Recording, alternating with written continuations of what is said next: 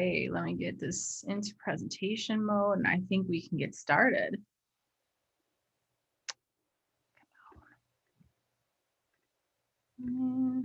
Let's see, here we go. All right. All right, you see that? Yep. We good? All right.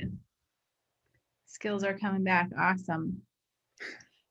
All right. I just had a quick question for you, just really fast. Yeah.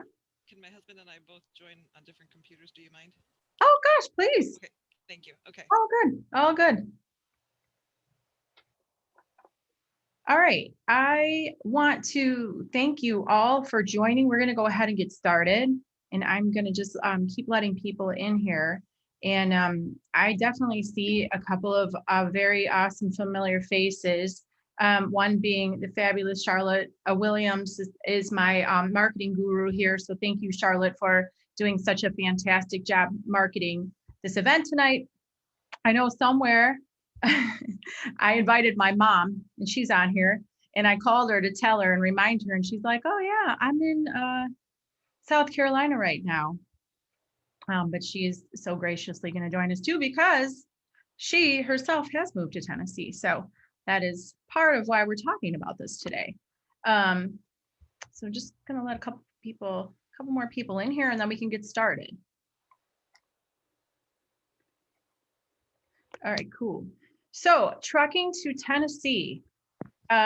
So it seems like there's a lot of interest in this topic, and it's a pretty specific topic, but really what we wanted to do is bring, got a couple more people jumping on here, is just bring some just education and some knowledge to those of you who are considering potentially making a move from here in Illinois down to Tennessee. And so, boy, we still got a couple people rolling in here. So I'm going to go ahead and introduce myself. My name is Beth Repta. I have been a realtor now for about 16 years, and my focus is the Northwest Chicago suburbs. And so I've sold all over the place. I used to sell in the city and then moved into the Northwest suburbs about 10 years ago, formed a team, and now I have a team of 5. Last year, we sold about 100 houses during COVID, so very proud of that. And my team is small but mighty. And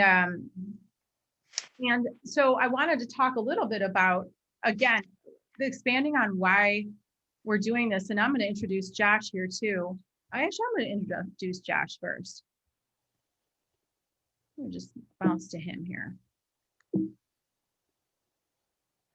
So Josh is actually from Nashville originally. Josh is also a fellow Keller Williams agent and runs a big team in Nashville. So he runs an Anderson team, and where he absolutely dominates down there. And I wanted to pair up with Josh just simply because he has an incredible knowledge of the pulse and what's going on in and around the Nashville area. And I'm assuming many of you have visited or driven through or have actually spent time looking for a home there. And as you see, there's so much going on and so much talk about it, and there's so much energy around it. So I wanted to partner up with Josh on this just simply because his knowledge is incredible. He is got his pulse, his finger on the pulse of everything, of what's going on down there, and real estate as well. Josh, anything you'd like to add? Actually, I'd love to just learn a little bit about real estate, how long you've been selling, how big your team is, all that good stuff. Yeah. Well, first, thanks for having me on tonight, and would love for you guys, if y'all have specific questions, it would make this flow really well if you guys drop any questions in the chat box so we can make sure to answer any questions or all questions. And we certainly are available after or later via email or phone. So I'm originally from Nashville, Tennessee, and lived here until I was 10. I really grew up in Louisiana, and then graduated from LSU and came back to Nashville in 2004. And so and I graduated in finance and economics, worked at an investment bank, and then in 2006, I got my real estate license, and I've been doing it for about 15 years now. Actually, a couple of weeks ago, started my 15th year. So, and our team did, we did about a little over 250 transactions last year. And really, probably 50 to 60% of that is probably relocation, either from other agents around the country that have clients moving away from where they've been and to the Middle Tennessee area, and or people just finding us. And so, we've really had to get dialed in on the different areas. Most people that are moving to Nashville aren't actually moving to Nashville. They're moving to, either Franklin or Brentwood or Hendersonville, some of these suburbs, Spring Hill, things like that. And a lot of that is driven primarily probably by schools, or, they're moving here because they're in healthcare of some sort, and Nashville's a big healthcare industry, or they love music or whatever it is. We get clients moving here that are in their 20s, and we get people that are in their 60s and 70s and 80s, that have retired and just want to be close, a couple hours from the mountains, or they want to. So there's really a huge range of why people are moving here. No income tax and lower property taxes and things like that. So I'm happy to dig into all of that piece of it, as far as schools or tax, property taxes, or cost of living, things like that. Awesome. That's great, Josh. So thank you so much for that. So our goal really, I just kind of wanted to give you a little bit about why we're really doing this. It started out with the fact that a long time ago, boy, she could correct me. Let's just say 7, 8, 9 years ago, my own parents decided that they wanted to retire in Tennessee. And they really messed up my grand plan, because I really wanted them to move to Florida, because I just started having kids and I just wanted a free place to stay at Disney. And so admittedly, they threw a monster wrench in my plans. And I really just couldn't understand what the draw was. And it took me some time. It took me a trip or two down there. And on the way, my parents took the kids for the night, and we got to go out in Nashville alone. And there, I realized, okay, I'm down with this. This is gonna be fun. And from there, I really started to understand what the draw was for my parents. And I started driving down there with my kids all the time, and saw how happy my parents were and my mom is. And she was always talking about the quality of life and the taxes and the weather and all this good stuff. And so it kind of started with that. And then I still didn't really know too many people that were moving there. And then it kind of snowballed into a lot of my clientele. All of a sudden, I started sitting down with so many people, and they're like, yeah, we're moving to Tennessee. And over the past several years, it's like I sit down with a third of my people. So, I said we sold 100 houses last year, and at least I'm talking to about 30 people who are just completely going to move out of state. There's probably more than that. But so many people are moving out. But Tennessee just kept coming up over and over and over again. And so I started having these conversations about my mom and this and that. Well, then in 2019, I went to family reunion, and I had heard of Josh before. And then I actually got to meet him, and I was like, I saw him speak, and I was like, this guy's total guru and great at what he does. And he knows the area well. And I was like, gosh, I'd love to partner up with him, and just let's maybe start getting something going, because I could help people up here and he could help people down there, because I can see this is, it's a big transition. If you don't know anybody, when you're moving there, you don't even know where to start, where to look, and or really how to find a recommended professional. And so that led to this. Josh was gracious enough, and I had heard enough about how many people were moving. And I'm like, I got to jump in and do something and educate and partner with somebody to the point where we could help them up here and make a really great transition with Josh's team down there. And so that's really the purpose of this talk, is to, no matter where you're at in the process, if you're just getting started, we're here as a resource to help you make that transition when the time is right. So our goal is to educate how to sell your house, and how and when and where to buy, demonstrate that there is help on both ends, real professional, top-notch help on both ends, where, you know, we have all of our recommended vendors, we have large teams. This is our full-time love and passion. And just for us to then learn how we can help you in your journey. Okay, so And, yeah.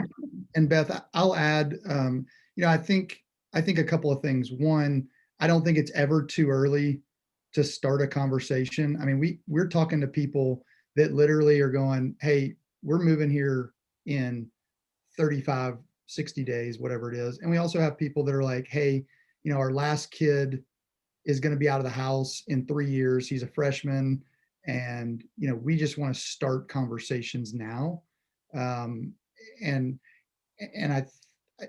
probably half of the people that we're talking to or that are moving here have literally either never been here or been here once. And there's other people that have been here, hey, we've been coming here for 11 years and we wish we had bought an investment property, just for the time being, over the last, decade or so. So I don't think for any of you guys, it's too early to start a conversation, even if it's 5 years down the road, just to have a contact. The other thing that I would say about, educating and how to sell, where to sell, using Beth there and me here, is your team really does matter, and the communication between your agent, wherever you're moving from and wherever you're going to, needs to be a high level of internal and external communication. And the right person's going to connect you with the right lender, the right movers, the right handyman, the right contractors, all the things. And I think that makes a huge difference. There's a lot of people that just don't have that leverage, or they don't have those systems and processes in place. And, they're just kind of realtors running all over the place, and they're not able to really educate you, and they're not able to really serve you at a high level. Absolutely. That's service. And we talked about that. And I think we're going to talk about that more coming up, because I think that's just so important. So where we're going to start is talking a little bit about national and local trends. And in case you haven't heard, we have a real inventory shortage here, and not just here in Chicago, not just there in Nashville, but really across the country, it's a problem. Just generally speaking, a year-over-year change in housing inventory, Illinois is down about 45%, and Tennessee is down 63%, and the US overall is down 52%. So some are calling this a super seller's market. And here in Chicago, and we'll look at the trends here in a minute, but here in Chicago, I think that a lot of us have been waiting for this sort of rebound, and maybe perhaps the coastal markets have had that rebound already, or maybe, a while ago, and we just haven't experienced this. So a lot of us are now talking about the great gains in equity that we have, which is really exciting conversation. So one thing I really want to point out, though, is that there's so much hesitancy and talk around the housing bubble. And I really love to get your take on this too, Josh. Many people say this is not a bubble. It's just simply a lack of supply. It's just basic economics. And you can kind of see why. The supply chains are sort of jammed, new construction costs are up. So, I think a lot of people out there have this fear rolling in the back of their heads about this bubble, and seeing that maybe that we're heading that direction. And I'd love to get your feelings on that too, Josh. Yeah, I don't know that it's changing anytime in the next 3 or so years. We're due for a correction in the market. I think a lot of people thought that the pandemic was going to be that correction that accelerated it, and it actually did the exact opposite. Part of what happened in the pandemic was, when all this first started happening, we already had low supply, of homes to to buy. And then during the pandemic, all the builders stopped building. And then, and they stopped building partly because they didn't know what was going to happen a month or 3 months or how long this was going to last. And then they got back to building, and then the lumber prices are up somewhere in the 140-150% range since January of 2020, before this all really hit the US. And so you've just got a lot of different things or variables that are in play. You've got a lot of people coming from the perimeters, like the East and West Coast, that are just rolling out because the cost of living, the property taxes, the political climate, the lack of job growth. And so they're coming to places like Austin, Texas, Nashville, Tennessee, Charlotte, and a handful of other places, Dallas.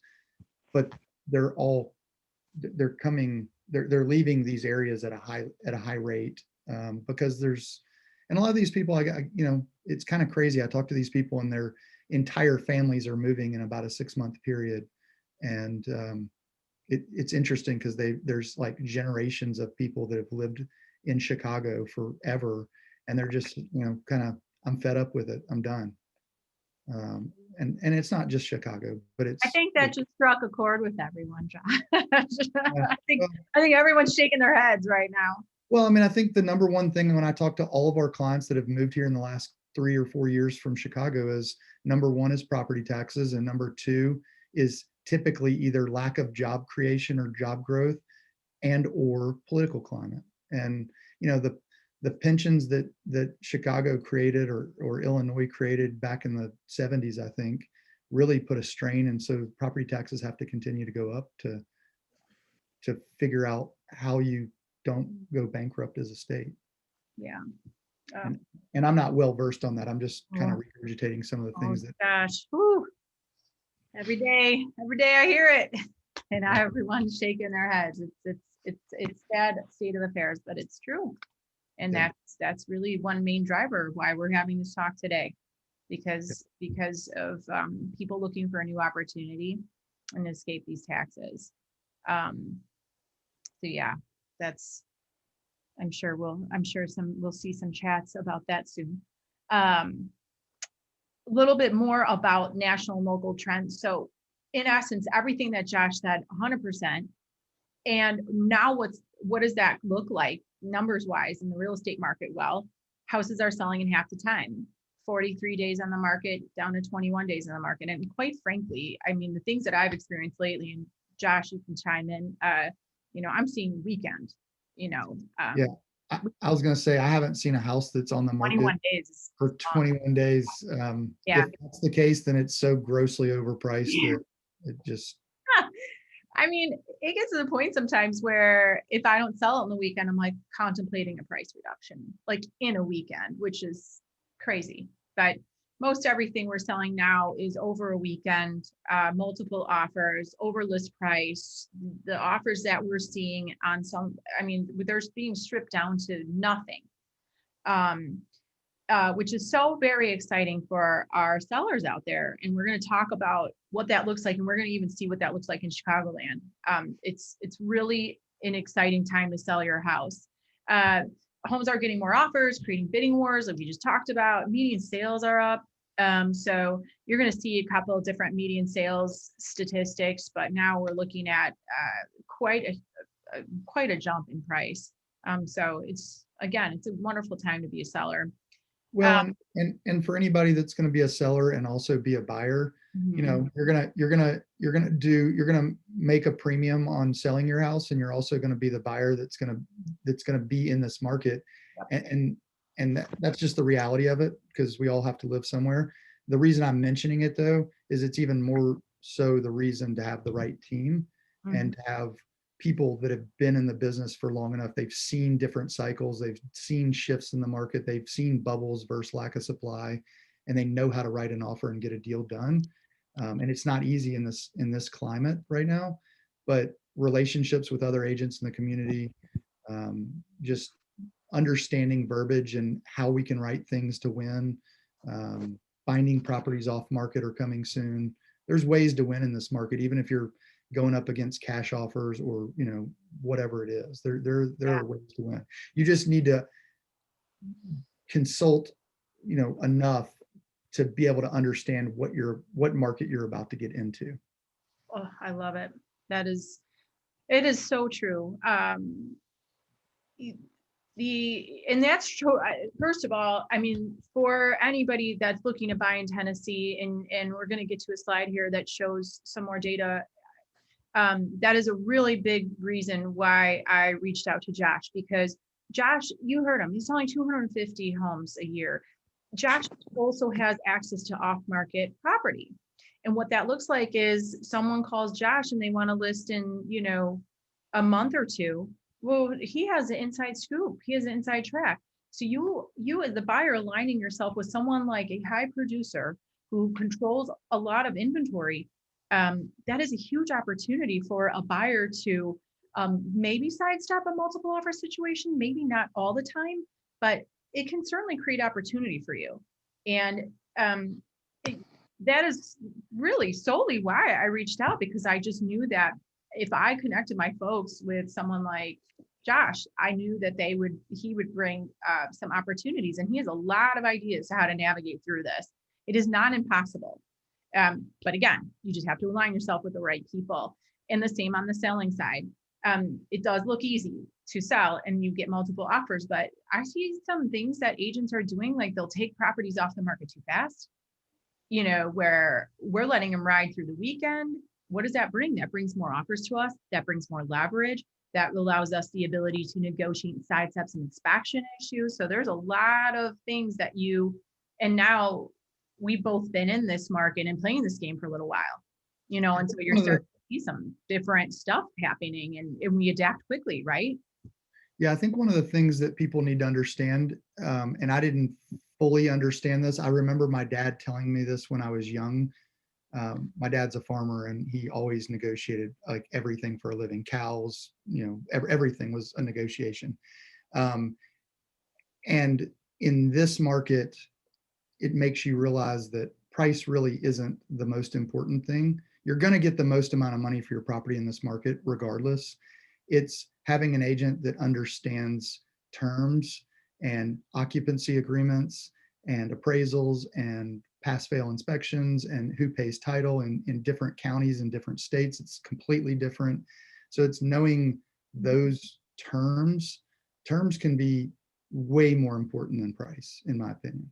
We're going to always get you the most amount of money or get you the best deal, but it's a situation where terms really are super important, because one little word left out of a contract can put you in really hot water as far as what you're obligated to. Mm-hmm. And once you sign it, it's a contractual agreement. So hire somebody that knows what they're doing. Yes, sir.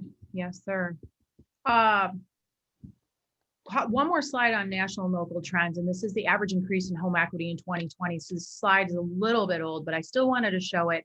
You're looking at about 17K in Illinois on average, 15K in Tennessee. These amounts I think might be a little bit on the lower scale, but you can see that just across the nation that we're seeing a lot of equity gains. And once you know your equity stake and your equity position if you have to sell to buy, or just in general, you just want to know what your real estate is worth, so you know what you can take down into that next purchase of yours. So that's really important, and you may not really have a full understanding. I'll give you a case in point, and I know my friend Steve Marquis is on this call. So back in January, I had priced a property out. I had put a 265 price point on it. My folks did some prep work. We listed it in April. I came to him a couple days before, I think a day before we listed. I said, you know what? I think we can price you at 295. So we did. And then we took a much higher offer than that with 4 offers later. And that is a wonderful example of how quickly things have changed. And so not only did we have 1 offer, we had 4 offers. I think that is just, again, it's a great example of just how quickly things have changed in several months. But you know that and you have that knowledge because I had sold other things in his area and I was, selling a bunch. So I kind of had the inside track because I knew what everything was selling for because I was taking multiple offers on many things. And so I was able to bring that knowledge to him, which is Yeah. super important. Uh, so today's home appreciation driving equity higher throughout the country. And again, that is only going to bode well for a down payment in your future. So just wanted to touch on that. We'll touch on this really quickly. Home buyer traffic, home seller traffic. You can see that on the left-hand side, home buyer traffic, it looks like Illinois is pretty high, but Tennessee is super high. I'm not surprised by that. You can see that whole pocket, Tennessee, the Carolinas, really high. And then I find this interesting too, that you see on the West Coast, California is only high in all of the bordering. Well, I would say Washington and California are only high, and then everything else around is super high. Well, I mean, what does that tell you? People are driving out and getting into those other Western states, which is really interesting trend. We have a couple of questions. Do you want to answer Yeah. this? Do you want to continue? Absolutely, we can definitely do that. Let me just find my chat. Here we go. So we had somebody ask about other areas of Tennessee. I am happy for whoever asked that question. I'm happy to talk about any areas. I live in Nashville. I'm familiar with Knoxville. It's a different MLS. I can, Beth can certainly connect you with somebody in Knoxville, but I can attempt to answer the questions if I don't know specifically what you are interested in there. I will just tell you I don't know, and I'll refer you to an agent or have Beth find you an agent there that can really give you the right information. We can certainly do that for sure. That's no problem. Yeah, and Joy, you asked a question about selling in Chicago and renting in Tennessee until the market improves. I think that's it is a tough question to answer because I don't know how long we're going to be in this market. Nashville, if you come here and look at the amount of cranes and the amount of things going on here, I just don't know that it's going to change in 2 or 3 years. And I think the worst thing that you could do is sell your place in Chicago and look up 7 years later and we're still in a really hot market of Nashville. I think the only thing that changes our market is interest rates going up. And I don't mean 0.5% or 1%. I mean like 2 or 2.5 or 3%. And it's going to happen. I don't know when it's going to happen.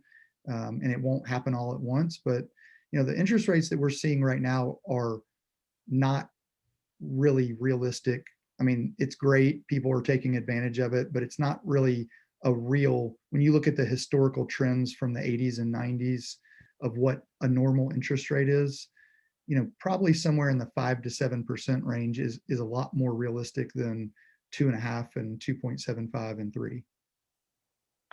So I don't know how to answer that question, Joy. It's a really tough question for me to answer because I just don't know how long. And the other piece is you're going to pay so far more in rent here in Nashville and in Middle Tennessee than you would as a mortgage. A good example, I have a friend that's moving here from New Orleans. He's under contract. He was going to rent for the first year. His rent on the house in the neighborhood that they wanted to be in based on schools was going to be $3,700 a month. Or he could buy a house just outside of that neighborhood down the street for less than, well, actually the house in the neighborhood was going to be $3,000 a month. And the house that they went under contract on, their mortgage is going to be about $2,700 a month. So that's a difference of $1,000 a month. And that's $12,000 a year. And how long do you have to rent? It might only be a year. It might be 7 years.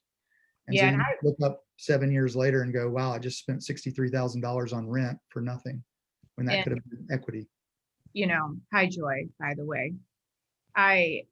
Illinois, contrary to what Josh says about, the Nashville area in Tennessee, I don't know how long this will be sustainable.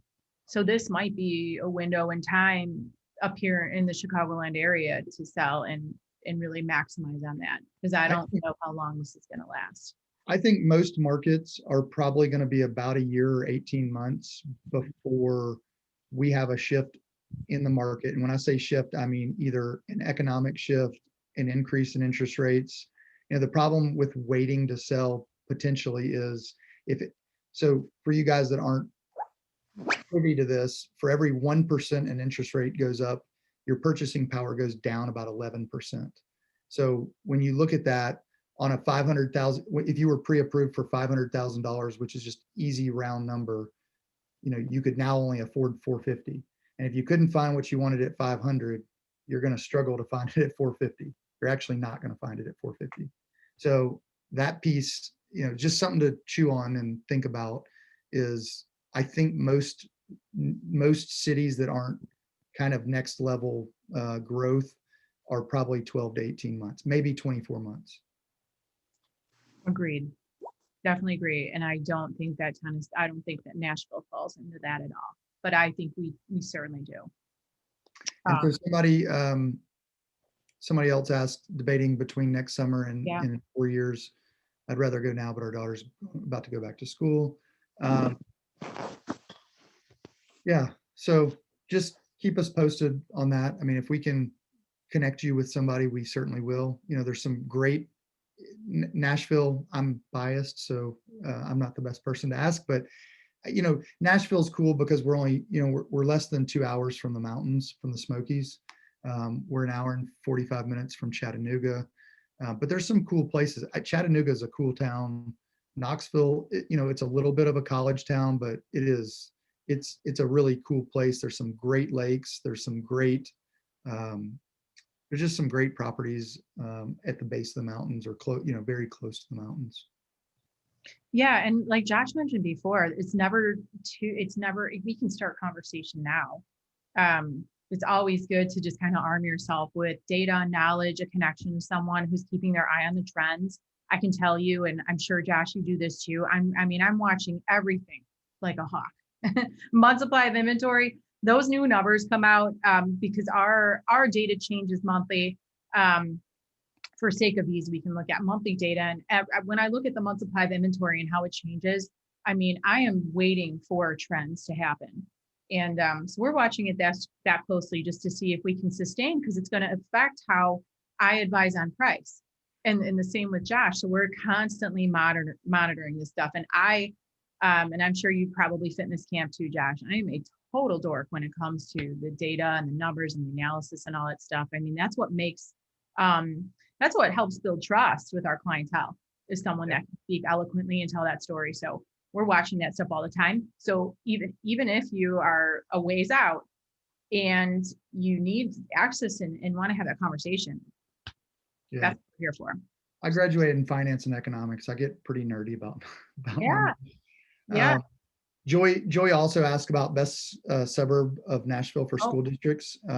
So I would tell you that partly depends on your budget and some other criteria and things like that. Generally speaking, the best schools in the state, and certainly in Middle Tennessee, is Williamson County. So Williamson County encompasses Brentwood, Franklin, Spring Hill, Thompson Station, Nolensville. Those are the main areas. And then behind that would be Sumner County and Wilson County. Sumner County, the main area, it would be Hendersonville and Gallatin. And then Wilson County would be Mount Juliet. All good schools.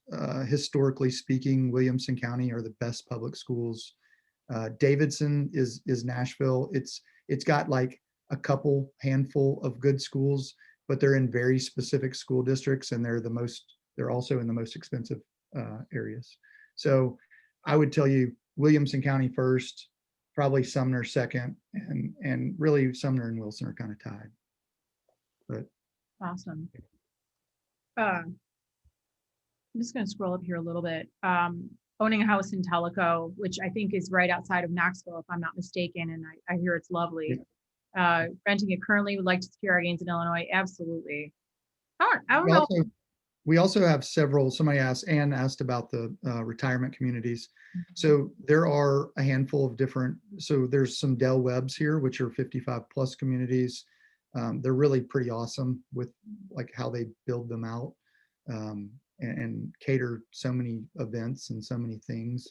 And there's a lot of older retirement communities. that have been around for a while. And then there's some other areas. So I could point you in in in a couple of different areas there. Can I give a shout out to one special one? Sure. Gotta mute yourself, Mom. So Fairfield Glade is That's what I was going to mention. where my my mom and dad actually bought a house, and ever since then, now I have an aunt that lives there, another aunt and uncle that live there, and it's got I think 7 golf courses, right, Mom? Okay, you can unmute yourself. 7 golf courses, a couple lakes. Got 11 lakes, Okay, 11 lakes. Thanks, Mom. 5 she's golf like courses. the spokeswoman for it, and Mom, there's a lot of Midwesterners there, wouldn't you say? Oh, yeah. It started out that Michigan was the state that mostly populated Fairfield Glade. About 2 years ago, the Illinois population took over, Mhm. and we're starting to see California creep in now. Interesting. Yeah. So that's another. I will connect you with the Queen of Fairfield Glade if you'd like. That is Yeah. It's Borman. not quite the beach, but you know. No, which is why initially I was like, what are they doing here? But I get it. I get it. It's fun. All right, awesome. These are all awesome questions, and we'll keep going through some of this stuff. I'll talk for a brief minute about what's going on here in Chicago, and then I really want to open it up and have Josh just, drop all of his knowledge about everything on you, because some of the things he said to me leading up to this, I was even kind of surprised about, and I thought was really cool. So I'm just gonna talk briefly about Illinois, okay? So because we all kind of know what's going on here, but I did want to point out some highlights, which is, our median sales price is up almost about 13.5 over last year.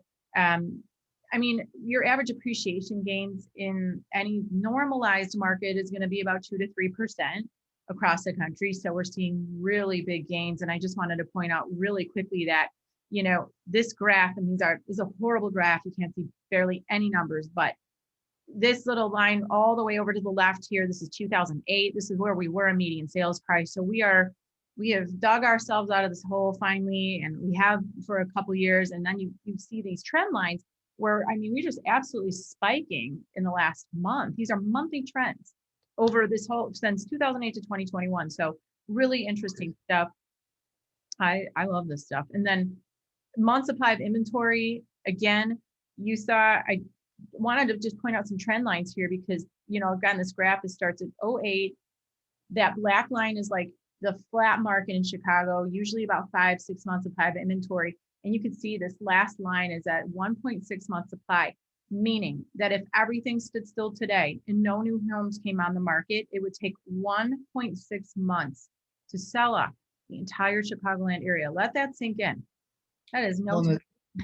And the scary part of what people might not fully remember or understand is, when you go back to 2012, 13, and 14, we were just starting to come out of the 2008 and 2009 stuff. Yeah, look at that right there. And look how much lower the inventory is today than it was then. Mhm.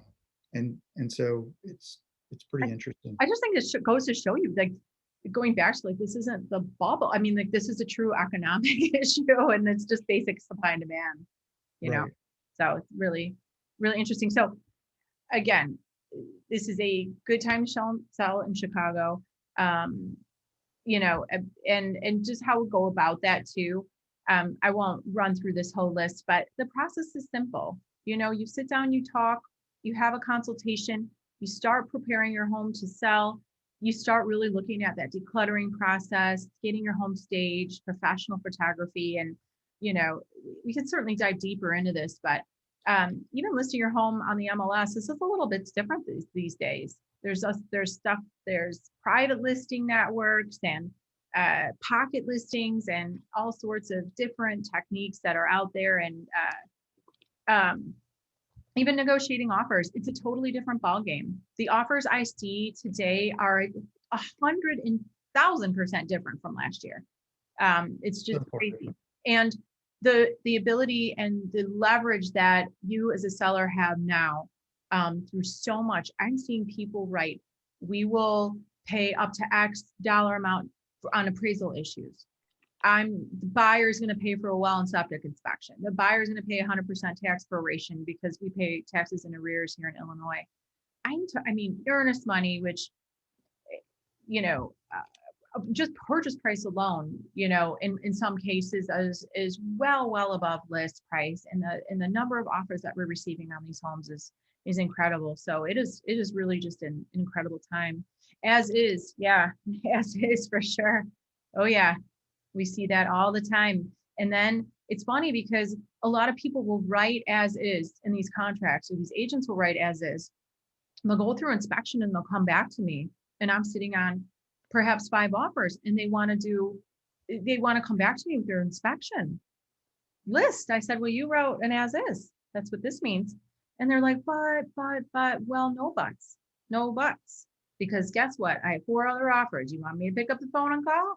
And like, then you see how much money you save because you can sidestep those things.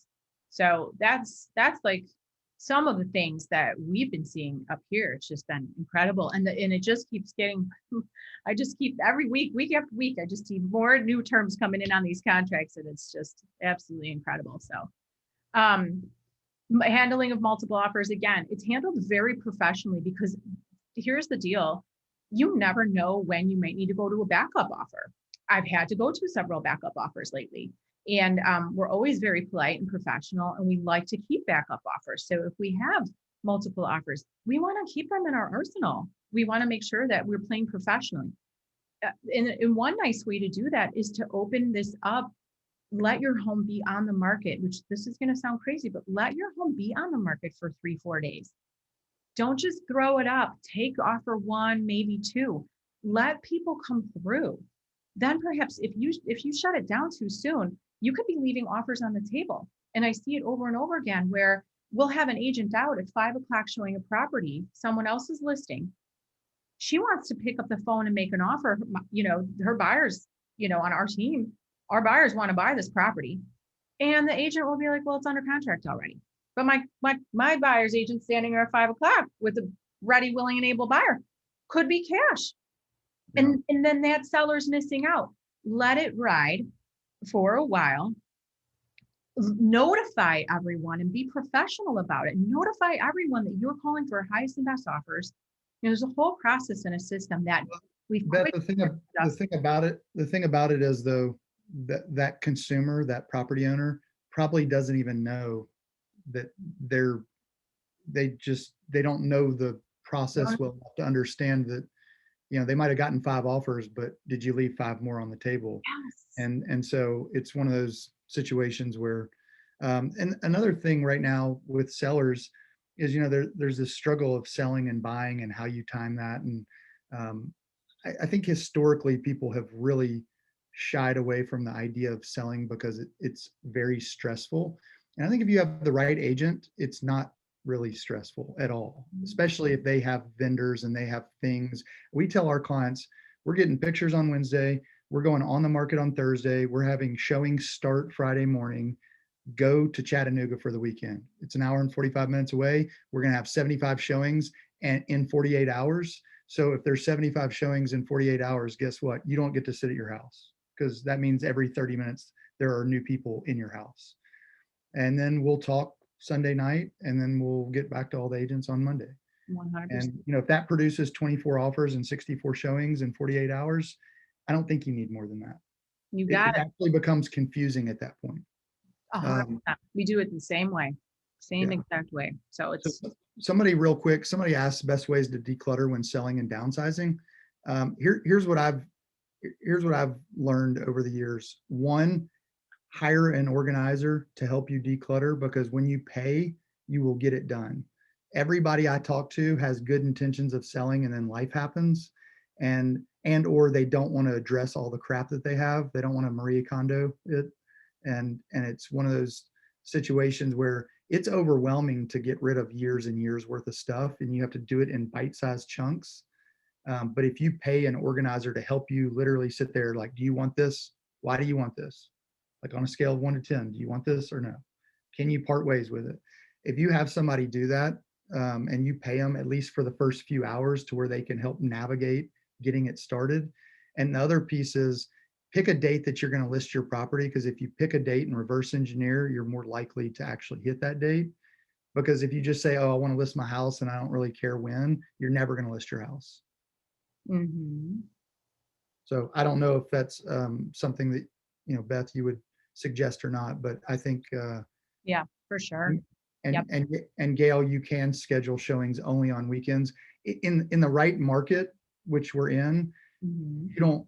you literally just Go have away for the pictures week. Wednesday, Thursday it goes live, no showings until Friday at noon or Friday morning. And you literally just get out of town for the weekend or go stay at a family member's house or whatever. And it's going to be done. If your agent knows what they're doing, it's done. Yep. By Sunday night. You got it. Yep.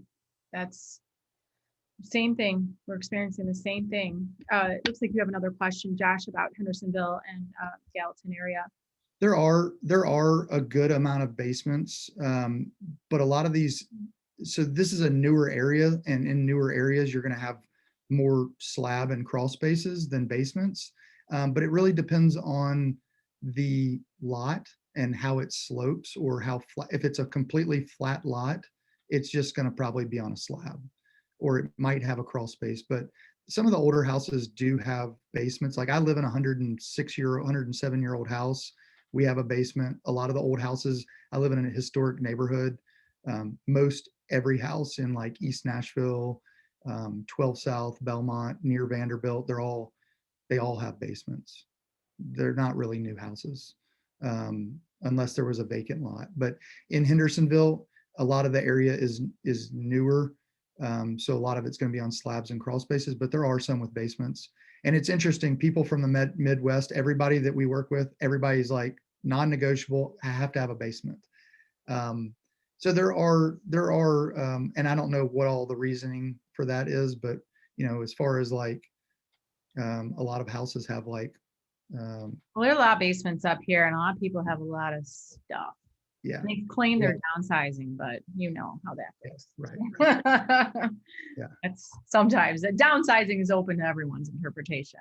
Sometimes it's not as down as maybe others interpret. So Yeah. One more question, Amy, about new carpets coming and replacing the carpet and debating what else you need to update. The way I handle that is like, I let the data drive that. I let the comps drive that. If I'm looking at the comparables and I think it's so or there's zero competition in your marketplace, well, maybe, it depends on the condition of them, but maybe not. Maybe you don't do that. It just depends. And windows are a really difficult thing. It's kind of like a roof, like you have to have them on a house. Unfortunately, people expect your windows and your roofs to be in good condition, and you probably don't, whether you spend from Window World $7,000 on windows, or you get Pella or Anderson and spend $28,000, you typically don't get that money back. And that's just at least in our area, just because buyers kind of expect it. It's kind of like plantation shutters. Like you could spend $10,000 on those. If the next buyer doesn't like it, they're not going to pay for that dollar for dollar upgrade. But houses, fortunately or unfortunately, I guess fortunately, have to have roofs and HVACs, and they're big ticket items, just like windows. I just don't know that you get, you spend 10 grand. I don't think you get 10 grand back out of them. Okay, we're going to move on from Illinois because I think everybody just wants to talk about Tennessee. Me too. I do too. And that's where we're going. So I just wanted, Josh, we were talking earlier about some of the advantages of home ownership, and some of these are just things that you're already going to know. But the biggest thing and the big talk here is just taxes. And we were going through kind of an example, and we were saying, I was asking him, okay, $300,000. What are you guys paying in taxes? We're paying, let's just say 7, 8, 9. I can tell you, we sold my last house. It was like 320. I was paying 12. Josh, what are you paying there for 300,000? Yeah, it's less than $3,000. Like, everybody. What else do you have to say about it? Yeah, I $12,000, $12,000 would be a 1.5 to $2 million house in Davidson County, and in Williamson County or Sumner, it would be, you'd have to have like a $3 million house to pay that. Okay, okay, we get it. We get it. Okay, we get I it. just, well, this was like super sticker shock for me that with a couple years ago, we were working with a guy and he was like, yeah, I'm selling my 325 house in Chicago and my taxes are about $9,000. And I was like, excuse me? He was like, and we had somebody from Texas the same way. She said, we told her what the taxes were going to be on this. I think it was like an $850,000 or $900,000 house in Franklin. And we told her what the taxes were. And it was like, I don't know, $3,600 or something like that. And she was like, is that per month? And we were like, no. She's like, we pay $25,000 a year in taxes on our house in Texas. And I was like, what? And so I started looking around in these areas like Rochester, New York and Chicago. And it's like insane. The properties don't go up as much in value because the property taxes are so insanely high. Yeah, monthly, it's a crash when you factor So, in taxes. and another thing that people love is there's no state income tax for Tennessee, kind of like Florida has it. I think there's 7 states that don't have income tax. And, they're going to get you one way or the other on something, but that's a pretty enticing thing for people that are like realizing during COVID that you can live anywhere in the world or any part of the country and you can kind of work from home. A lot of these employers are, so taxes are a big thing. Cost of living is still super low, even with our property our property prices going up. Our cost of living, comparatively speaking, is still so far lower than most other metro cities. It's crazy. Weather, we didn't have snow last week like you guys did. We have 4 actual seasons. So we have an actual spring, an actual summer, fall, winter. And I think a lot of people love that.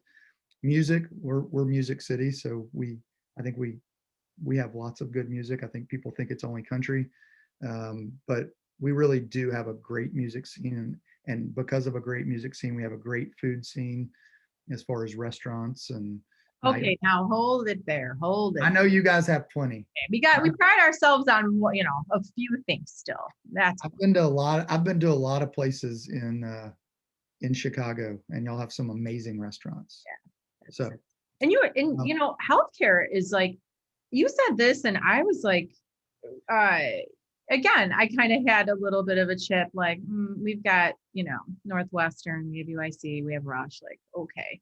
yeah. But then you threw out the John Hopkins on me and the Vanderbilt, and I was like, oh, you got me there. So John Hopkins is not here, but I think what I was kind of saying is like there are a handful of other cities that have very specific, like, if you have cancer, you're going to MD Anderson in Houston because it's just the place.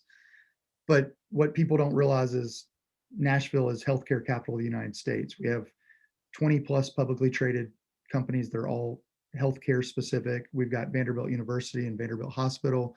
I mean, we literally have people move here from all over the country and all over the world because of our healthcare. It's insane. And you wouldn't know that unless you had somebody attached to you family wise or a good friend that, needed hospitals regularly. And healthcare is one of those things. It's like insurance. Nobody really cares until you need it.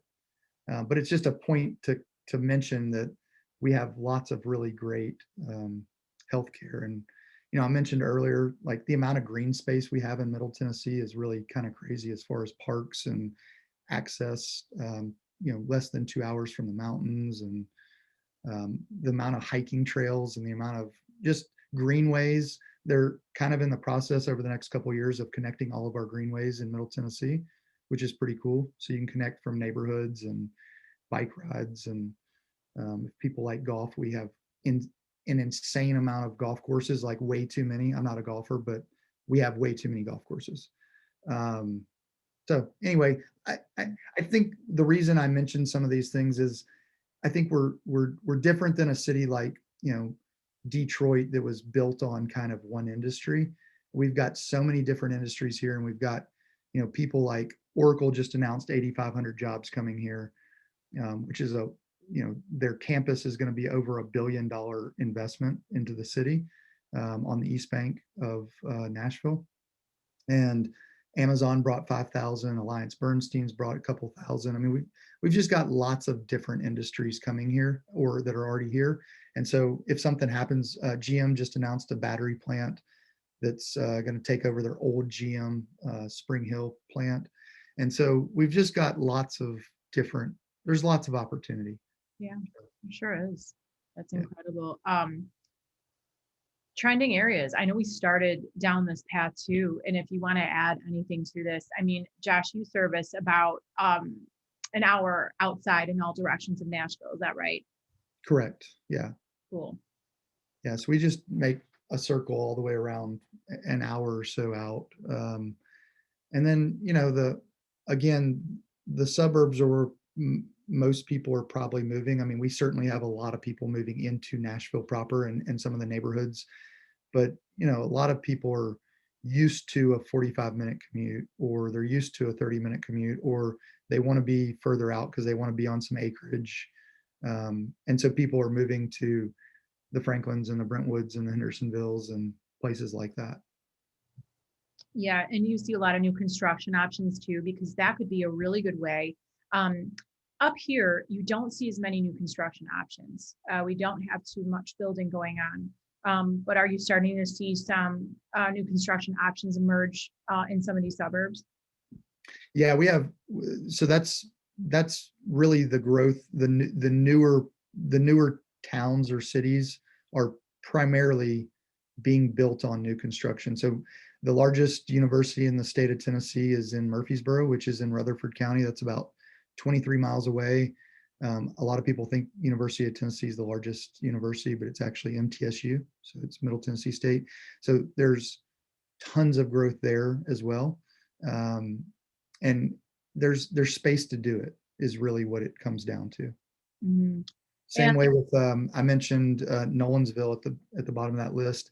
It's about 5 minutes from Brentwood, and so for people that can't or don't want to afford Brentwood, they're going next step over to Nolensville. Nolensville's got a new school. They've got everything's new, so it's all new construction neighborhoods. Yeah, that could be a great option if you Yeah. were looking to sell here and you buy new construction. It's it could be much less competitive. Right. And again, there's just it's nice to think about because there's not that much going on here.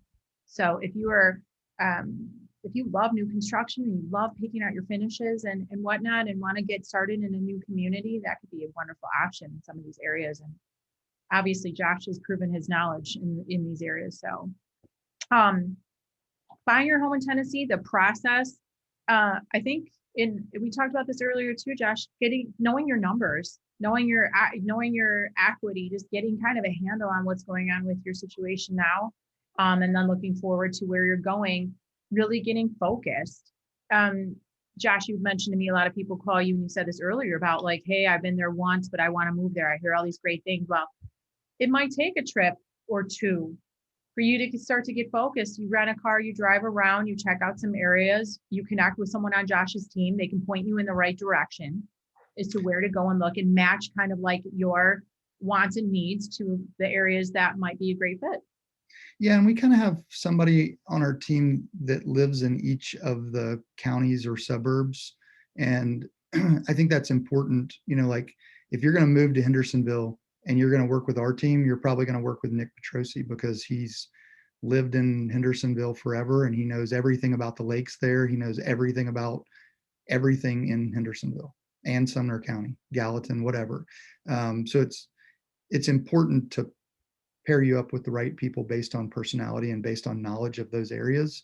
But it's also important, like come to Nashville, whether you drive or you fly, rent a car and I'll give you addresses and just go drive areas to get, I always tell people, go have breakfast in one area, go have lunch in another area, go explore a little bit, fill up a tank of gas and get lost. Like it's the best way to learn a city. You brought up something too, and I just want to provide some clarity on this, and that is the concept of a team. And I think you and I are throwing that around a little bit, but I don't know if everyone understands what we're talking about. So we both run real estate teams, and our teams, what that looks like and why that is important, especially in an environment like this, is because we have specific buyers agents who are knowledgeable about the areas that they're serving. And one important thing to note is that they are ready, willing, and available to jump on opportunities for you. So I am not a solo agent. A solo agent would be classified as someone that is going to represent both buyers and sellers. I personally only list homes, and then I have a buyer's agent that represents all of our buyers. And then I also have our marketing coordinator. I have a director of operations. I have an inside sales agent. Josh's team is much larger than mine. And what I also love about that is he has multiple buyer's agents. I have one, but Josh has a lot. So the beauty of that is they're gonna gather information. He's gonna pair you with the right person, and they're going to be able to hone in on exactly what you want and start digging for those opportunities. So we talked a lot about what that looks like in why it's a team is so important. And this is why. It comes down to time. It comes down to how quickly someone is able to respond and jump on that opportunity for you, among many other things, leverage with vendors and all of that stuff. So, and please chime in, Josh, and your feelings about the team too. Yeah, I just think it's important. Like, I think historically people have kind of looked at maybe a team a little bit negatively. The reason I created my team was purely based out of need. And I think an individual agent in this market, cannot service you at a very high level from the perspective of if they're out showing a property, they can't do any of the other things for any of their other clients that they're working with. If they're in showings, they can't take a call for you. If they're in showings, they can't write letters to a neighborhood that you want to live in. They can't call the top 50 agents in the market. I've got people on our team. Stop to write your offer, Josh. Right. So, they can't get your offer out, And so I think that's the value in like having dedicated people that only do certain things on the team. Like literally it's their specialty. You wouldn't go get knee surgery from a neurosurgeon. You wouldn't have a physical therapist do surgery on you. It's literally a different think of it as a doctor's office. You have one person that checks you in, you have the nurse that does the majority of the work, and then you have the expert that comes in at the end and closes, kind of tells you exactly what's going on, asks you the right questions. So everybody's doing their important job. The doctor would probably not be good at checking anybody in and getting the paperwork that they need.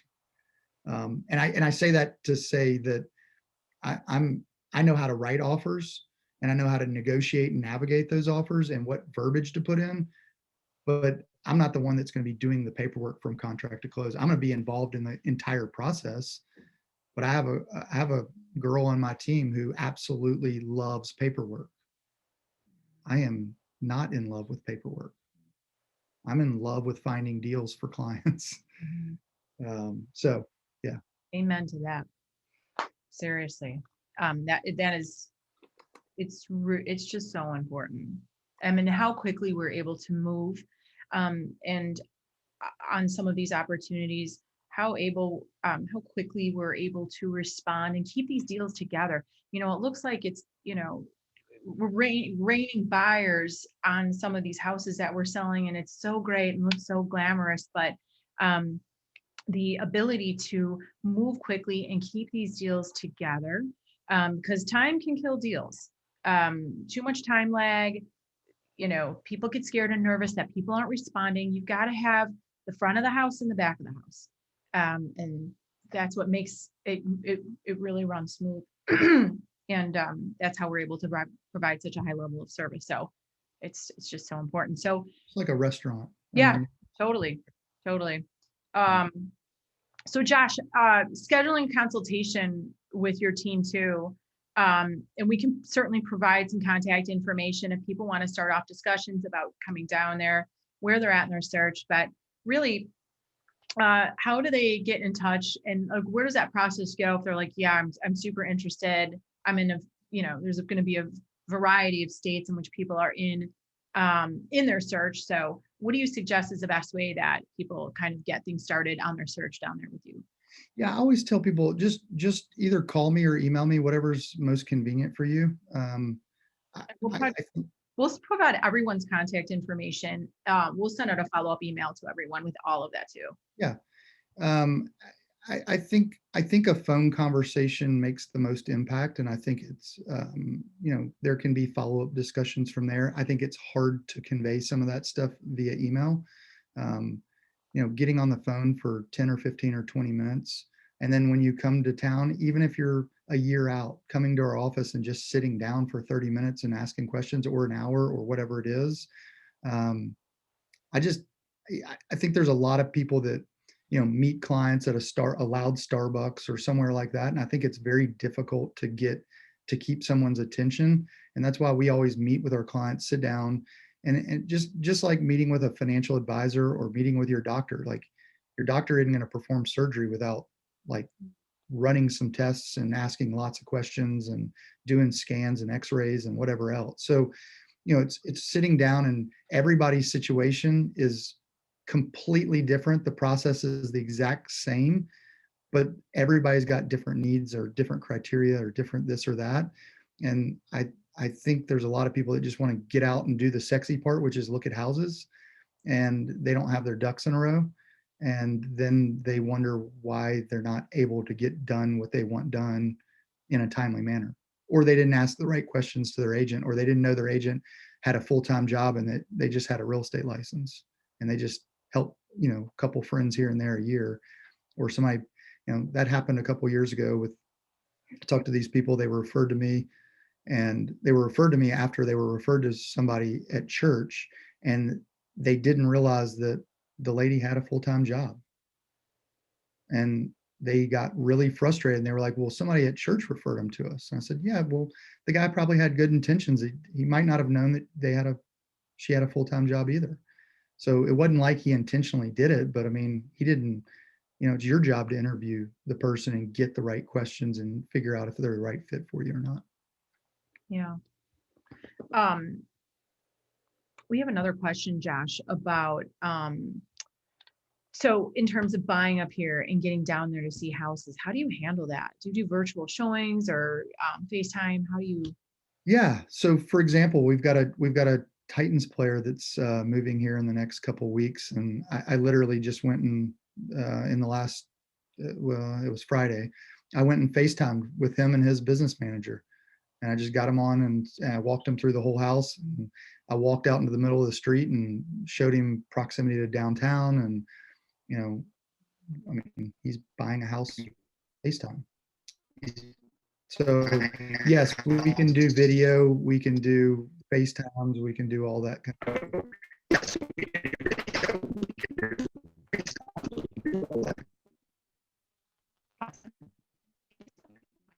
I don't know what happened.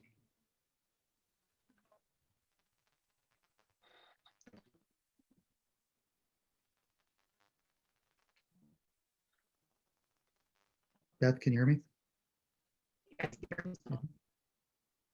Okay. I don't know. There's a glitch maybe in the. Yeah, it's mine for sure. It does this from time to time. I'm going to stop my share, try to shut this down, and I can hear you now. there we go. Just going to try to shut this down a little bit. Sorry, guys. You guys still there? Can you hear me? Yep. Okay, cool. Awesome. If you guys want to add some questions into the chat box, we're going to do our best to answer any questions. I only had really one more slide on here, and it was really just about, how we can help you, and really just to kind of wrap it up. We having two teams kind of united on both fronts is really, I think, really crucial for a big transition like this. We have access to our preferred vendors on both sides, so we're able to kind of help you in that capacity. And, we're doing a large volume of business on both sides. So we get a lot of top priorities from all of our vendor partners, from top to bottom. If you need repair work done to your house, we have plumbers and electricians that we do a high level of business with that we can be out there quickly. Everyone from carpet people to stagers to all of lenders, attorneys. I mean, and you've got your preferred people, and that, this is my rule. It's one strike, you're out. That's how serious I take any referral partners, because I want them to be and operate their business at the same level as we are. And service is of the utmost importance. So, from top to bottom, we have a whole plethora of vendors that we can connect you with to, get your house prepared, to move you down there. And then Josh's team has the same thing on his end. A ton of people that are in his, so-called black book, that can help you. So I think just having, and they always tend to give you a priority because you're sending them a lot of business, which is awesome.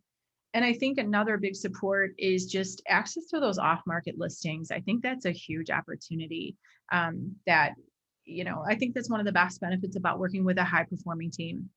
Sometimes that takes a little bit of time to find or figure out, but it's, we send out a lot of letters with our clients' pictures on it, tell a story of who they are, why they want to be in that neighborhood. And I will say we have had good luck with it. Sending text messages to the top 500 agents, or, sending them to agents that we've worked with. Agents want to work with agents that they've done business with, that they had a good experience with. Mm-hmm. Obviously you can't come in 50 grand lower than the next best offer, but if all things are equal, the agent's going to tell their client to go with the person that they know they don't think they're going to have an issue with on anything. And that's just part of being reputable and having a good name in the realtor community. Yeah, for sure. I know, like, if we're in multiple offer situations and I happen to know someone, paired with the fact that they have a great offer on the table, I always say, I know so-and-so, they're fabulous. They will get this. I can have open dialogue with them. We can push this through and work through any obstacles. And we've worked together in the past. It makes a huge difference. Yeah, huge. This has been awesome, Beth. How about it, right? We accomplished, I think we got through a lot here. And we'd love to hear if you guys have any questions. Please put them in the chat box, and we'll also send up a follow-up email with our contact information. If you guys have questions, want to schedule a consultation, or just want to have a conversation, we're available and open to help you start in your journey. I don't know if you saw Amy's question, but she asked how far out in Chicagoland do you serve, and she's in Sycamore. Sycamore. You know what, Amy, I would love to have a conversation about that. I'll be very honest with you. I have never sold anything in Sycamore, but I believe I could connect you with someone that does great business out there. So certainly we can connect you with someone. That's no problem. And most agents wouldn't tell you guys that, by the way. They'd try to do it themselves, and that's the right answer. Yeah, it's a disservice to work an area that you don't know. It's a disservice to the client to work an area that you just don't know, just to try to do a sale, because it might work out and it might end up being a disaster. Thank you. That is true. Know your limits, For sure. Know your limits. We cover a lot, though. I will tell you what we do cover. All of McHenry County, for sure, all of Lake County, anything really on the North Shore. I would leave that up to those agents. That's a different market. But I know some fantastic folks on the North Shore. City, I know it well. Definitely have some referrals down there. It's a little bit of a different animal, but I could speak eloquently to the city to guide you, but I would find you an agent there. Western burbs, south burbs, no. But certainly Northwest Cook, Lake, McHenry, Kane. I think that's it. I mean, that's a big territory. Yes, it is. And I think you and I kind of run kind of the same, we're probably about an hour around where our home base is in Barrington. So DuPage, Naperville, no. But again, I have some wonderful people down there that I can connect you with, Gail. So that is no problem. And I'm happy to do that. I'd love to do that because we've got some great agents out there. So anyone else have any other questions? This has been super fun. Josh, I cannot thank you enough. You are just an incredible wealth of knowledge in your area. That is super fun. I loved hearing about it. And I think all these folks are getting pumped. Yeah, even if you guys don't move here, my information will be in the email that Beth sends out. So text me or call me if you have any questions on Nashville, or even if you come here for the weekend, I'll give you all kinds of good places to go and grab coffee, beer, wine, dinner, whatever. Cool. I'll send it to you. So awesome. Thank you so much, everybody, for joining us. And we'll get out some information to you soon. Thank you so much. Thanks again, Josh. thanks, guys. This was awesome. Have a great night. Take care.